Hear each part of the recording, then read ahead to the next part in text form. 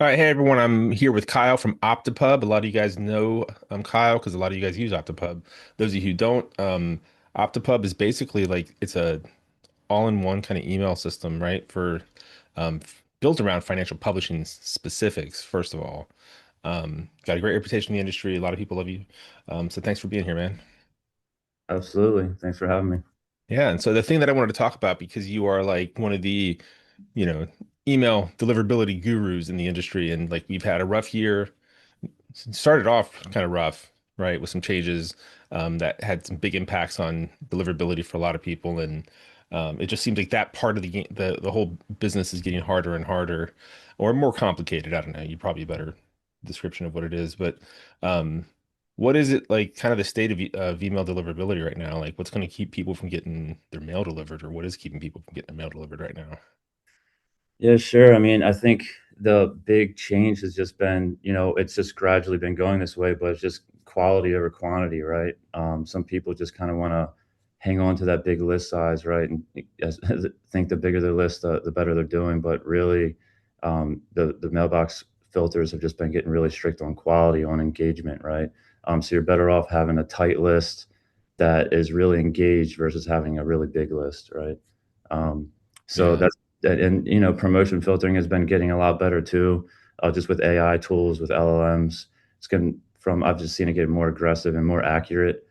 So people try to work around the promotion tab filtering, but it's for the most part a lost cause because they're pretty accurate and they can pretty easily identify that you know first couple paragraphs of your email. If that's promotional content, it's going to land in the promotions folder no matter what else you do. And honestly, that just kind of backs up the whole engagement thing because that's really the one way you can keep yourself out of that promotions tab is really heavy engagement, right?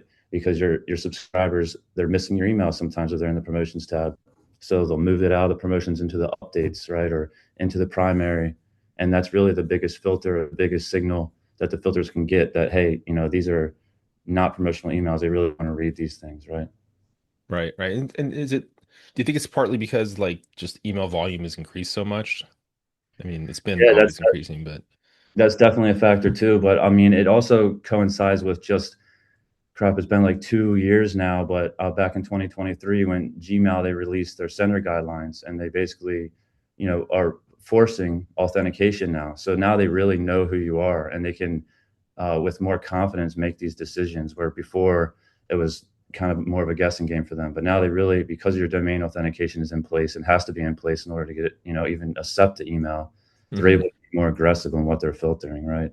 And yeah, you're Right, absolutely right. Just with AI hasn't helped, and it's just a lot of email going to the inbox. So yeah, they're more on quality, and just their goal is just to give their like Gmail, Yahoo, their goal is to give their users a good experience, right? So they want to show the email that their users really want to read. right, right. Yeah. So then, also a few years ago, actually several years ago now, but like there was this big kind of shift in the industry where everybody had been basically starting new lists by sweeping people onto the list and then saying you opt out of it if you don't want it. Yeah. Um, that's pretty much gone, right? Like as a People are strategy still trying. effectively. Yeah, I mean, I'm glad you brought that up because it's honestly a trigger point for me because I started I just in the world I am really hesitant to use the spam button, right? Right. And I mean, I've started hitting spam on some of these senders. It's like, dude, like I sign up to one list and now I'm getting five different lists, that I don't even recognize. I have to look at the footer just to even find out like, oh, that's who it is. Oh Um, yeah. so yeah, I agree. I mean, that's definitely a factor on increasing the volume too. People are just rolling them in, and yeah, it's no bueno. Yeah, that's why I always joke that my inbox is a Twitter feed now because it's like I got on everybody's lists at Hmm. various times throughout running FMS, and like I got swept onto so many lists. Like I'm like I remember when Money Map stopped mailing, and I was like, this should probably have a significant because I was on their master list, and I was like, this should probably lighten up my inbox a bit. And I'm like, I didn't notice it at all. Really, yeah, yeah, yeah. I mean, we do. I mean, we've had clients come on board or try to come on board, and that's kind of their plan is just like, hey, we're just going to create a new list and we're going to take an existing list out of another provider and roll them in, and it's like that's not going to work. And we say that, and they try it, and sure enough, their deliverability will tank. Hmm. There's no engagement there. You're sending somebody an email that they don't even recognize the thing. They don't recognize the logo. They don't recognize the name. So you can still do that, but you can do it in a more responsible way, right? Like we'll tell people that, look, just actually get the opt-in. You got to get that consent. The consent is the most important thing. So you got to send an email introducing this thing, and say, hey, we have a new list. And yeah, you're not going to get as much, signups that way, but at least those people are going to recognize the email that they get. And, you're actually getting that consent. Without the consent, you're just basically spamming. Right. So kind of like best practices then for like if I'm building a new list off my internal list then is to just treat it like I'm mailing an external list a little bit and like mail it for opt-in. Does it matter if I'm using like a one-click type technology versus just a direct opt-in as much on my internal list if I'm going to try start a new list? Yeah, I mean, I think there's like levels there. Obviously, the best case scenario would be you're linking to a landing page and they're actually clicking a button and signing up. One clicks, they work. Depending on the provider you're on, there's so much bot activity that you might get a lot of people that clicked, but they didn't actually click, right? It was a spam firewall or just like some kind of bot click that engaged, Hmm. right? So it decreases the engagement, but that's a lot better than just rolling them in. Yeah, yeah. I think that's I don't know, I think this is a broader trend in general, but like I think this idea of flight to quality Hmm. is going to be important across a lot of the industry, right? Like, and here with email, like you said, like it's that idea of friction, where like the more friction is in the process for somebody to opt in for something, the more committed they are to being or having it. And so Yeah. when you sweep somebody on, there's zero friction, right? Like Yeah, yeah, they exactly. didn't know they were going to be there, Yeah. so they're not that engaged. Whereas somebody has to jump through a couple of hoops, they're super engaged. You're going to get fewer people, like you said, but like the people that you have are going to be there that want to be there, which means that it'd be a higher performing list, at least on a per email basis, I would say. Yeah, absolutely. Yeah, like you said, it's just back to the quality over quantity. I'd rather have 10,000 super engaged names than shit 200,000 unengaged names. Like you're going to make more money that way because your odds of landing into the primary folder or the important folders that they actually are reading are much much higher, and obviously your spam complaints, your negative signals are going to be much much lower. Right, right. And it's interesting because it's been an issue that like this isn't like a new thing. It's just that the impact on your ability to deliver mail is way worse. I remember like, man, this had to be like 8 years ago. Morgan Busby talking to me about how like um, when he does email swaps back in the day when he was still doing Trading Pub as more of a primary business versus what he's grown into. Um, he's like, I hate. He's like, I don't do email swaps based on sends. I do it based on clicks because a lot of people say they have this giant list, but they're getting 1,000 clicks, and I have a small list and I'm getting 1,000 clicks. That's equivalent in my mind. Yeah, absolutely. Yep, yep. Yeah, and so I think that's definitely like that just the reality of it is like, Yeah, and I was just in November. I was at a conference called ESPC. It's like like just mostly providers there, not really senders. A hmm couple senders, but product manager from Gmail was there. Yahoo product manager was there. Everybody on the panel, just preaching, repeating quality, quality, quality. Right? Like it's just all about quality. It's all about, again, they have the responsibility to their users to give them a good experience. Right? hmm They want quality email in the inbox, and yeah, like you said, it's always been like a good thing to do, but now you have to do it, right? yeah, Yeah. yeah, and that's where like I think um I don't know, I think the whole business it's gotten you have to be just technically better across everything, and Mm. that includes like content, customer experience, sending mail, and it all kind of I don't know, it's not it's like the better you are at all of this, it's not a one, 1 plus 1 is 2. There's I think more of a, exponential increase if you're getting high quality content, sending it to people who specifically want it. You're going to have probably a much higher click rate than if you just said, hey, we did this one thing and now we'll do this one thing. Right. But Yeah. It's not just quality in the subscribers. You're right. It's quality in the content, right? Like I started repeating value first to a lot of people because especially, I've been in the industry a while and I get it. It's like natural, obviously, like that's how you make money is from your promotions, right? Or your ad. Hmm. But I've seen just where companies will be promotion first, like just their thought process. They're just thinking about promotions first. It's like you gotta add that value first, get the engagement, and then the promotions come behind that, right? Without Right. without the engagement, without the value, you're gonna have a hard trouble getting your promotions, getting any eyeballs on your promotions, or getting any clicks on your promotions. Yeah. Yeah. So what other pet peeves, what other triggers you're seeing that are causing problems for people? If quality is the main huge thing, what else is problematic? Yeah, I mean, quality, and you kind of hit it with the click to opt-ins. They can decrease your quality of your. It's all back to quality, but um, really clarifying what somebody's signing up in, even if it's a click to opt-in, that's fine. But some of these click to opt-ins, you don't even know what you're clicking to opt into. It'll say something like, if you click this link, you're going to receive emails from our partners or something, right? That one really Hmm. hurts me because like you just don't even know what to expect. At least like make it you're signing up to one list and that name of the list is clarified. It's like, okay, that's what you're expecting. But it's just like a really low value engagement just to get your volume up. I think just in the long run isn't the best thing to do. Yeah. But I mean, from my point of view, it's mostly quality, and again, the subscribers, the signups, and the content. Yeah. Is there anything you can do from a like a new subscriber standpoint? Like, I know for the longest time, one of the kind of SOPs that everyone had would be like, they'd ask people to whitelist them and things like that. Like, is that Right. kind of thing still important? Is Yeah, there I've seen anything it. else they should do?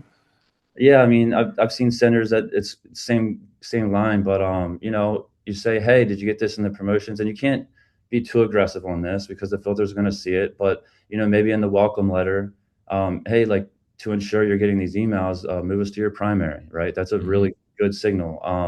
I think a less like I say spammy, but it's a less just more authentic way to do it is just to ask for a reply, right? Like have surveys in your emails and ask them to reply and tell you something because it's kind of you get two wins there, right? You get more data about your subscribers, right? Hmm. You can segment on that in the future or personalize on that, but you also get that really great signal of getting a reply, right? Those replies really ensure that you're going to probably go to the primary or at least the updates tab in the future.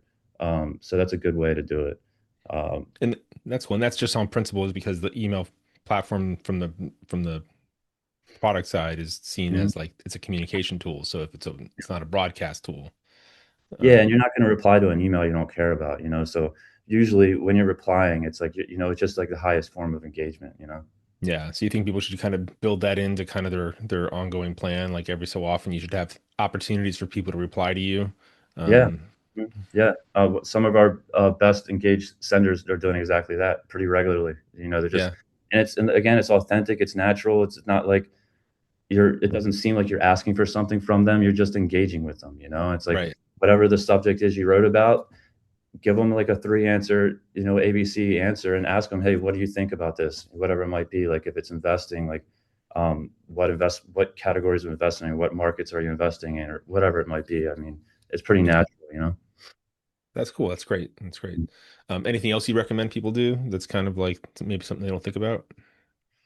Um, I mean, those are the two that I see a lot. Just again, it's just all about quality and engaging with the subscribers, right? Just no tricks. There's people out there that just will kind of say, "Hey, I can throw some I can dilute the content or throw some keywords in the bottom of the email and you won't go to the promotions tab." I think that stuff's behind us. I Yeah. never really agreed with it, but I really think with the smarter filtering and stuff like that, if anything's just going to bite you in the ass, right? Because it might negatively impact your reputation in the long run. Yeah. Yeah. Mhm. Cool. And then let's talk a little bit about Optipub and what you guys really do there and what you have, because it's a pretty robust, unique system. And I realized when we were doing this, I was like, man, I had done I think Jason and I had recorded a kind of an overview of it that I never sent out, but because we recorded it and then my mom passed away, and it was just one of a couple videos that I had that I just totally lost track of in kind of that whole period. Uh-huh. Um, and so I'm like, we should do another one of those because I think it's a really amazing tool. Maybe not like put you on the spot right now, but like you want to give kind of an overview of Optipub and kind of what you guys offer and what you have. Yeah, sure. And yeah, I'm sure that video is probably, we're constantly developing. So yeah, we should definitely do a new one. There's probably a lot of changes, a lot of updates since then. But yeah, we're just a full marketing automation platform, right? A lot of our clients will come on just to send email, but we have full list management, automations, funnels, really, really powerful segmentation. We have cool features built in because we also have Postmaster Plus, which is a separate application, but it's an email deliverability application that's integrated with Gmail Postmaster tools, Outlook SNDS. So it'll pull your reputation data directly from the mailbox providers, and you kind of see all that in one view. But along with that is we have like block list monitoring. So when you're sending emails out, that's something we didn't really touch on, but we see a lot with like Everflow offers, stuff like this, where these domains are being used across a ton of senders, and they're getting blacklisted and people don't know it, and you're basically guilty by association. So we have something called reputation protection built into the actual email sending process that will parse out any domains in your email content and run that, check it for like spam, false listings, stuff like that, and warn you before you send the email, right? Because obviously after the fact, it's cool to know for the next email, but doing it, catching it before you send. Um, Outside of that, we have good bot protection that we're putting in place, like we talked about, try to filter out those click bots or bot clicks. Sorry, so you're not triggering automations and stuff off of fake clicks. But that's on the email side. Like I said, we're a full platform, so eventually as our clients come on, they'll start using more of our feature set. But we have full landing page builder, campaign management. Um, you Well, I know, think what I loved when I went through, one of the things that stood out right away mhm. too was the fact that like you can track revenue Yeah, to right. like links to Mhm. specific links in an email all the way through. Like that was amazing. Like you could actually like go in and see the performance of your sponsored ads. You can see your performance of your editorial links, a PS link, whatever it is. Yeah, Like, so probably since you saw that, because Jason was showing you that was probably Angel's integration. We have Thrive card integration now. We have a Sam card integration now. We're working on we already have an Everflow integration, but we're expanding that. So yeah, you can pull in those revenue metrics from all these different platforms, and it's definitely helpful because you can see it on a per mailing basis, right? And then obviously on a per subscriber basis. But yeah, you're right. That's something that people definitely love, seeing that revenue along with the yeah, metrics. it helps you make like decisions that are based on like more than your gut. Yeah, I yeah, mean, yeah. Yep. so like that's really cool. It seems like like I said, you've had a lot of people, big publishers in the industry who've used you guys for a while and raved about you consistently, Cool. which Appreciate it. is Yeah, we've added a lot of clients since last year at FMS. So we're just doing our thing. We're building constantly. We're releasing usually like once a week, which sometimes can be tough. But we're just building stuff and not really holding on to it, putting it out there, and we'll gradually release it to our clients. So yeah, we have a lot of just constant features coming out. It's also like on the protecting your forms. It's not. I don't want to get too much off track, but we have like captcha built in. So you can integrate our sign up forms on your own landing pages that have captcha on them, or in our landing pages, stuff like this. Yeah. nice. Hmm. Very cool. So yeah, you're coming down to FMS, which Yep. is like 2 weeks away at this point, which Yeah, I know. I sucks. can't believe it's already coming. But yeah, it'd be good to see you. And like for people who do have email deliverability questions, when we do our we're gonna do a roundtable kind of series where people are, we're gonna set up for half a day. We'll have different stations and stuff. And I know you were willing to sit down and kind of anyone who has email issues or wants to talk email deliverability or any of this, like um, they can sit down with you in person and kind of talk Yeah, through definitely. stuff. Yeah, definitely hit me up. And it's something I didn't mention is, we give a lot of consulting to our clients just in general. Because every client gets a dedicated Slack channel with Hmm. our team. So, we help build their funnels, build their automations, review stuff. But yeah, almost every client we add, it starts with the eval, a deliverability eval, because people are having issues, and sometimes their provider doesn't really provide that help. That you've got to hire a consultant to do that. So we try to kind of fill those gaps there for sure. Yeah, no, I mean, it's such a critical part of the business, right? Like, if the customer doesn't see the email, he's not going to buy the product. I don't care how good the copy Oh, is. yeah, yeah, So, like, it's where the rubber hits the road. And like SMS is becoming more and more important, but that doesn't mean email's going to be unimportant. Like, yep, yep. it's like Yeah, we just have SMS integration too. So we have clients that just send SMS through us, by the way. really, Yeah, yeah, we've enhanced we're integrated with Twilio. So we have like full click tracking, bounce tracking, stuff like that. It's getting a lot better, and yeah, you can integrate the SMS in the same automations with your email. Yeah, nice. SMS isn't going away. I think in 2026 you're just going to see SMS grow even more. Yeah, I mean, I mean, what was it, a year and a half ago, we were seeing it was about 30% of revenue for people who were using it aggressively, and it just seems to be continuing to grow as a bigger piece of um the pie. Yeah, yeah. Uh, Yeah, it's and definitely a new like, thing that we have just straight SMS clients, you know? So it kind of speaks volumes, the fact that people are coming on purely for SMS. So, yeah, mhm. yeah, and so it's like just one of those things where like, and I think a lot of the people, it's interesting, like I think of like, the K-shaped recovery in FinPub, just like the rest of the world, where like there are people who are doing really well right now, and there's people who are still kind of struggling. And when I look at the people who are still struggling, it's um, they're not keeping up with a lot of these kind of changes to these kind of almost environmental changes in digital marketing, which are like, okay, your email deliverability matters enormously, and if you Mhm. haven't changed what you're doing in the last 5 years, still doing what you did 5 years ago, like Stuck in it's the past. hurting. It's Yeah. hurting. Yep. If you're Yep. not starting to add things like SMS, it hurts. It's like missed opportunities. And so like the ability to get the revenue out of the clients is it's just you have to be more technically proficient, Mm. That's fair. you know? Definitely. So, Mhm. but that's good news because it's like, oh, well, there's solutions to kind of some of these problems that people are feeling. And then, Well, and it can give you a competitive advantage too, because yeah, there are these centers that are just refusing to get with the times. So, you know, if you get your stuff, if you get with the times, then you know you kind of have that competitive advantage that's built in. You know. yeah, for real. For real. And so I think that's it is like this war for attention uh is just picking up, and like you can't really fight. You can't fight the fact that you have to fight it. Right. Right. Um, cool. All right, man. Was there anything else that you think people should know or think about right now for deliverability or? One thing that I had written down that I forgot to mention, which everybody knows, I think, to the extent, but is DMARC, right? That was one of the things that is was added as a requirement with these new, like Gmail updates. But Hmm. Gmail is now bouncing your emails if you're not DMARC compliant, right?